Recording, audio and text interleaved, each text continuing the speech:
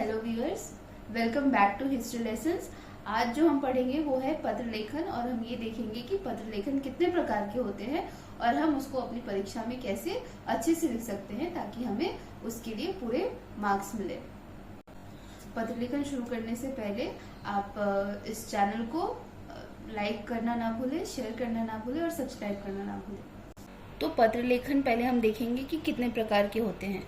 पहला होता है औपचारिक पत्र और दूसरा अनौपचारिक पत्र।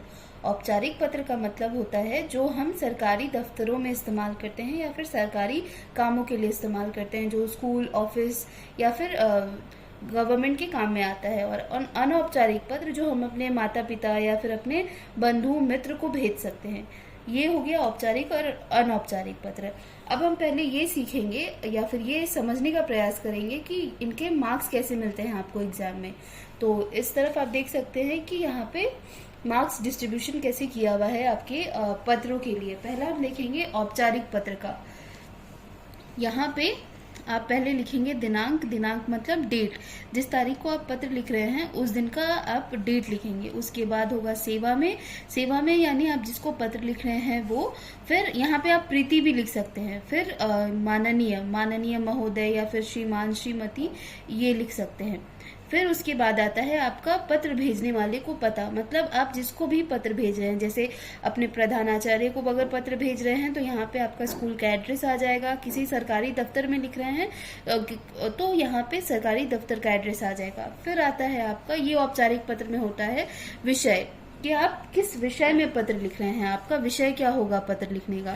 फिर उसके बाद अभिवादन। अभिवादन में आता है आपका महोदय या फिर महोदया। यहाँ पे आप श्रीमान, श्रीमती का भी प्रयोग कर सकते हैं। उसके बाद आता है आपका ये 3 पैराग्राफ का होगा आपका। पहला इंट्रोडक्शन, फिर आपका बीच में मैटर और लास्ट में उसका कंक्लूजन। ये आपका मार्किंग देख लेते हैं पहले हम आपका इन चारों का, मतलब दिनांक, सेवा में और माननीय, इसका होता है 1 मार्क्स। फिर उसके बाद विषय, विषय का आपका होगा 1.5 मार्क्स। फिर उसके बाद महोदया और आपके बॉडी के पार्ट का होगा 1.5 मार्क्स। और अंत में जो लिखेंगे हम लोग धन्यवाद, भवदीय, यहाँ पे आपका नाम, पता, ईमेल और फोन नंबर ऑप्शनल है। अगर आप चाहे भी तो दे सकते हैं, नहीं चाहे तो नहीं दे सकते हैं। ये हम आपको अभी थोड़ी देर में एग्जाम्पल के थ्रू समझाने का प्रयास करेंगे, पर एक बार आप मार्क्स डिस्ट्रीब्यूशन को अच्छे से समझ लीजिए।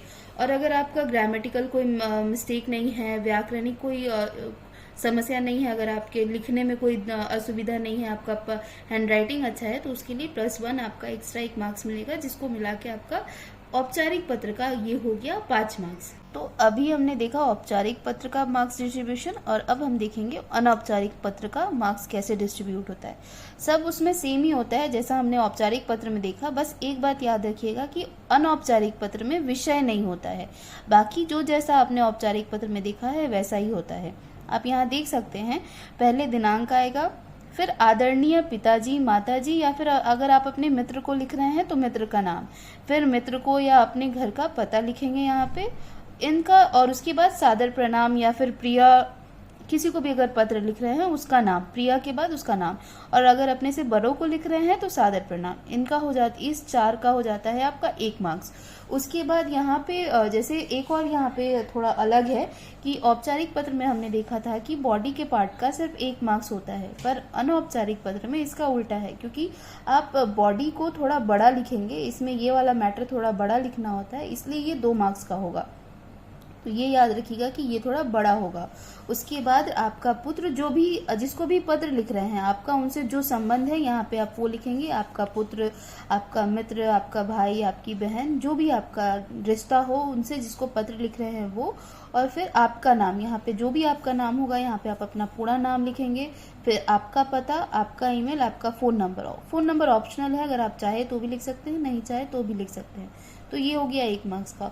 और सेम जैसा मैंने औपचारिक पत्र में बताया था कि अगर कोई मिस्टेक नहीं होगा आपके पत्र में, हैंड राइटिंग अच्छा रहेगा, पत्र अगर आपने साफ सुथरे तरीके से लिखा है, कोई मिस्टेक नहीं किया है, स्पेलिंग मिस्टेक, ग्रामेटिकल मिस्टेक नहीं किया है, तो उसका +1 आपको 1 मार्क्स मिलेगा, जिसका टोटल मार्क्स हो जाता है आपका 5 मार्क्स।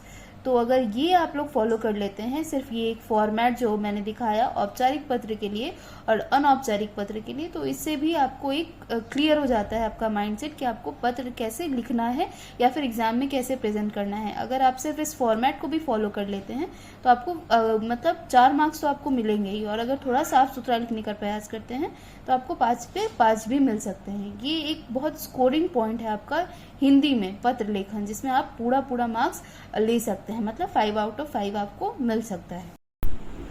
अभी जो आप स्क्रीन पे देख रहे हैं वो है एक पत्र की उदाहरण, आप स्क्रीनशॉट ले सकते हैं।